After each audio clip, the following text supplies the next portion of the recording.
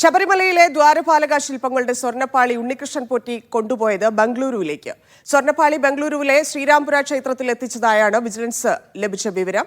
യഥാർത്ഥ സ്വർണ്ണപ്പാളി മാറ്റി മറ്റൊരു സ്വർണ്ണപ്പാളിയാണോ ഉണ്ണികൃഷ്ണൻ പോറ്റി തിരികെ കൊണ്ടുവന്നതെന്ന് വിജിലൻസ് അന്വേഷിക്കും. ഉണ്ണികൃഷ്ണൻ പോറ്റിയെയും ബംഗളൂരുവിലുള്ള സുഹൃത്തുക്കളെയും ചോദ്യം ചെയ്യും. വിജിൻ വായന്തോട് ചേരുന്നു. വിജിൻ, എന്തൊക്കെയാണ് വിജിലൻസിന്റെ പുതിയ കണ്ടെത്തലുകൾ? ധന്യ, അടിമുടി ദുരൂഹമായ നിലയിലാണ് ശബരിമലയിലെ ഈ സ്വർണ്ണപ്പാളിയുമായി ബന്ധപ്പെട്ട വിഷയങ്ങൾ എത്തി നിൽക്കുന്നത്. നിലവിൽ ഈ സ്വർണ്ണപ്പാളി ബാംഗ്ലൂരിലേക്ക് എത്തിച്ചു എന്നുള്ള വിവരങ്ങളാണ് വിജിലൻസിന്റെ ഭാഗത്ത് നിന്ന് ഇപ്പോൾ പുറത്തു വന്നുകൊണ്ടിരിക്കുന്നത്. ചെന്നൈയിൽ എത്തിച്ച് അതിന്റെ മെയിൻ്റനൻസ് പ്രവർത്തനങ്ങൾ നടത്തി എന്നുള്ളതായിരുന്നു. ആ ചെന്നൈയിൽ എത്തിച്ച് മെയിൻ്റനൻസ് പ്രവർത്തനം നടത്താൻ തന്നെയായിരുന്നു തീരുമാനിക്കുകയും ചെയ്തത്. അതിനാണ് ഉണ്ണികൃഷ്ണൻ പോറ്റിയെ ചുമതലപ്പെടുത്തുകയും ചെയ്തത്. ഉണ്ണികൃഷ്ണൻ പോറ്റിക്ക് ഔദ്യോഗികമായി തന്നെ ഇക്കാര്യത്തിൽ മെയിൻ്റനൻസ് പ്രവർത്തനം നടത്താനുള്ള അനുമതി ദേവസ്വം വകുപ്പ് നൽകുകയും ചെയ്തിരുന്നു.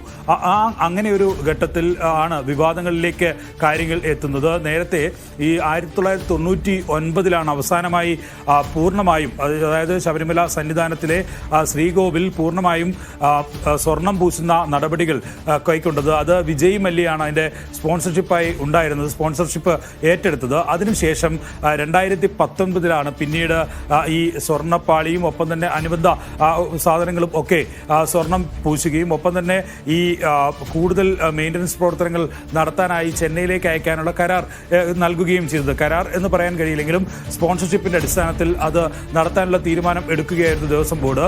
അതിലാണ് ഈ വലിയ തരത്തിലുള്ള ഗുരുതരമായ കണ്ടെത്തലുകളും ഒപ്പം തന്നെ ഈ ലോഹത്തിന്റെ ഉൾപ്പെടെ അളവ് കുറഞ്ഞതായുള്ള വിവരങ്ങൾ ഒക്കെ പുറത്തു വരുന്നത്. ഹൈക്കോടതിയാണ് അത് നേരിട്ട് വിലയിരുത്തുകയൊക്കെ ചെയ്യുന്നത്. ശബരിമലയുടെ ഓരോ നടപടികളും ഹൈക്കോടതി നേരിട്ട് വിലയിരുത്തണം എന്നുള്ളതാണ് നിയമപരമായി ഹൈക്കോടതിയുടെ തീരുമാനമെടുത്തിട്ടുള്ളത്.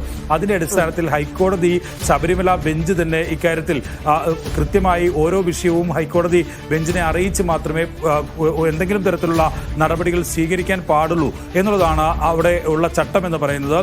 പക്ഷേ മഹസറിൽ പോലും രേഖപ്പെടുത്താതെ ഈ സ്വർണ്ണപ്പാളി മറ്റൊരിടത്തേക്ക് മാറ്റി എന്നുള്ളതാണ്, സ്വർണ്ണപീഠം ഉൾപ്പെടെയുള്ളവ മാറ്റി എന്നുള്ളതാണ് ഗുരുതരമായ ആരോപണമായി ഉയർന്നത്. അതിൽ തന്നെ ഈ അളവിൽ കുറവുണ്ടായി.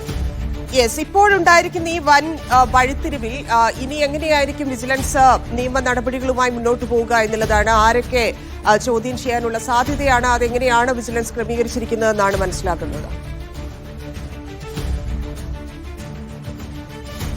തന്നെ ഇക്കാര്യത്തിൽ ഉണ്ണികൃഷ്ണൻ പോറ്റിയെ ചോദ്യം ചെയ്യുക എന്നുള്ളത് തന്നെയാണ് വിജിലൻസ് ഇപ്പോൾ തീരുമാനമെടുത്തിരിക്കുന്നത്. സ്പെഷ്യൽ അന്വേഷണ സംഘത്തെ ഉൾപ്പെടെ ഹൈക്കോടതി തന്നെ നിയോഗിച്ചിട്ടുമുണ്ട്. റിട്ടയർഡ് ജസ്റ്റിസാണ് ഇക്കാര്യത്തിൽ അന്വേഷണവും ഒപ്പം തന്നെ പരിശോധനയും ഒക്കെ നടത്തുന്നത്. ഏതൊക്കെ തരത്തിലുള്ള ഇടപാടുകൾ അവിടെ നടന്നിട്ടുണ്ട് എന്ന കാര്യത്തിൽ ഉൾപ്പെടെയുള്ള അന്വേഷണമാണ് പ്രത്യേകമായി നിയോഗിക്കപ്പെട്ട ഈ റിട്ടയർഡ് ജഡ്ജിന്റെ നേതൃത്വത്തിൽ നടക്കാൻ പോകുന്നത്. പക്ഷേ വിജിലൻസ് ഇപ്പോൾ നടത്താൻ തീരുമാനിച്ചിരിക്കുന്നത് ബാംഗ്ലൂരിലേക്ക് ഈ സ്വർണ്ണപ്പാളി എത്തിച്ചു എന്നുള്ള കണ്ടെത്തലിന്റെ അടിസ്ഥാനത്തിൽ ഉണ്ണികൃഷ്ണൻ പോറ്റിയെയും ഒപ്പം തന്നെ അവരുടെ സുഹൃത്തുക്കളെയും അദ്ദേഹത്തിന്റെ സുഹൃത്തുക്കളെയും ഒക്കെ ചോദ്യം ചെയ്യുകയും മൊഴിയെടുക്കുകയും ചെയ്യുക എന്നുള്ളൊരു നടപടിക്രമത്തിലേക്ക് കടക്കാനുള്ള തീരുമാനമാണ് നിലവിൽ വിജിലൻസ് എടുത്തിട്ടുള്ളത്. ഔദ്യോഗികമായി വിജിലൻസ് ഇക്കാര്യത്തിൽ വിശദീകരണം നൽകിയിട്ടില്ലെങ്കിലും ഇക്കാര്യത്തിൽ ഗുരുതരമായ കണ്ടെത്തലുണ്ട്. ചെന്നൈയിലേക്ക് അയക്കേണ്ടിയിരുന്ന സ്വർണ്ണപ്പാളി എങ്ങനെ ബാംഗ്ലൂരിലേക്ക് എത്തിച്ചു എന്നതുൾപ്പെടെയുള്ളവ ദുരൂഹമായി ഇപ്പോഴും തുടരുകയാണ്.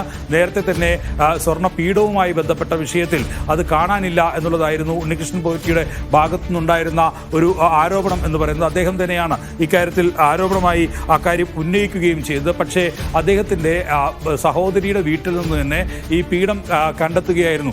ഇങ്ങനെ ഈ ഏതെങ്കിലും തരത്തിൽ മാനിപ്പുലേറ്റ് നടത്തി ഈ പീഠവും ഒപ്പം തന്നെ പാളിയുമൊക്കെ മറ്റേതെങ്കിലും തരത്തിൽ നേരത്തെ ഉണ്ടായിരുന്നവ മാറ്റി പുതുതായി നിർമ്മിച്ചവ എത്തിക്കുകയായിരുന്നു എന്നുള്ള തരത്തിലുള്ള അന്വേഷണത്തിലേക്ക് ഒക്കെ വിജിലൻസിന് കടക്കേണ്ടി വരും. കാരണം അത്തരം പ്രാഥമികമായ കണ്ടെത്തലാണ് നിലവിൽ വിജിലൻസ് സംഘം നടത്തിയിരിക്കുന്നത്. അതിന്റെ അടിസ്ഥാനത്തിൽ ഉള്ള അന്വേഷണം തന്നെയായിരിക്കും ഇനി പുരോഗമിക്കുക. എന്തായാലും ഈ വാസവന്റെ പ്രതികരണം നമ്മൾ കണ്ടു. അപ്പോൾ വളരെ ആസൂത്രിതമായ ഒരു നീക്കം നടന്നു എന്ന് തന്നെയാണ് മന്ത്രിയും പറഞ്ഞിരിക്കുന്നത്. അതിന്റെ ആ ഒരു ദുരുദ്ദേശം ഇല്ലെങ്കിൽ ആ നിഗൂഢത പുറത്തു കൊണ്ടുവരിക. പ്രത്യേകിച്ച് നമുക്കറിയാം അയ്യപ്പ സംഗമം നടക്കുന്നതിന്റെ 3 ദിവസം മുൻപാണ് ഈ വാർത്ത വരുന്നത്, ഇല്ലെങ്കിൽ ഇതുമായി ബന്ധപ്പെട്ട പരാതി നൽകുന്നത്. അപ്പം അത്തരത്തിലുള്ള ദുരൂഹത കൂടി സർക്കാർ സംശയിക്കുന്നുണ്ടോ? നിലവിൽ എന്താണ് നിലപാട്?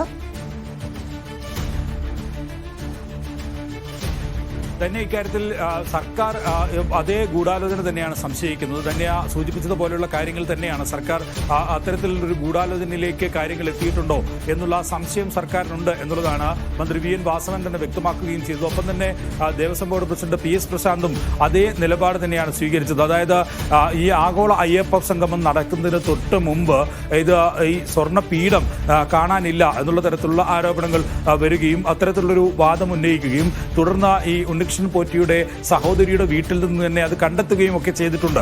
ഇത് ഗൂഢാലോചനയുടെ ഭാഗമാണ് എന്നുള്ളതാണ് നിലവിൽ ഇവർ ഉന്നയിക്കുന്നത്. പക്ഷേ ഈ ഉണ്ണികൃഷ്ണൻ പോറ്റി എങ്ങനെ ദേവസ്വം ബോർഡുമായി ബന്ധപ്പെട്ടു എന്ന കാര്യത്തിൽ ഉൾപ്പെടെയുള്ള ദുരൂഹതകൾ ഇപ്പോഴുമുണ്ട്. ഏത് തരത്തിലാണ് അദ്ദേഹത്തിന് ഈ സ്പോൺസർഷിപ്പ് ഏൽപ്പിച്ചത് എന്ന കാര്യത്തിൽ ഉൾപ്പെടെ വ്യക്തത ദേവസ്വം ബോർഡ് വരുത്തേണ്ടി വരും. ഒപ്പം തന്നെ സർക്കാരിനും ഈ കാര്യത്തിലുള്ള വിശദീകരണം നൽകേണ്ടി വരും. എന്തായാലും നിലവിൽ ഇപ്പോൾ സർക്കാരും ദേവസ്വം ബോർഡും വ്യക്തമാക്കുന്നത് ഇതിൽ ദുരൂഹത ഉണ്ട് എന്ന കാര്യം തന്നെയാണ്. അത് എന്താണ് എന്ന് കണ്ടെത്തേണ്ടതുണ്ട്. അതിനിടയിലാണ് ഇപ്പോൾ വിജിലൻസ് റിപ്പോർട്ട് കൂടി പുറത്തു വരുന്നത് തന്നെയാണ്.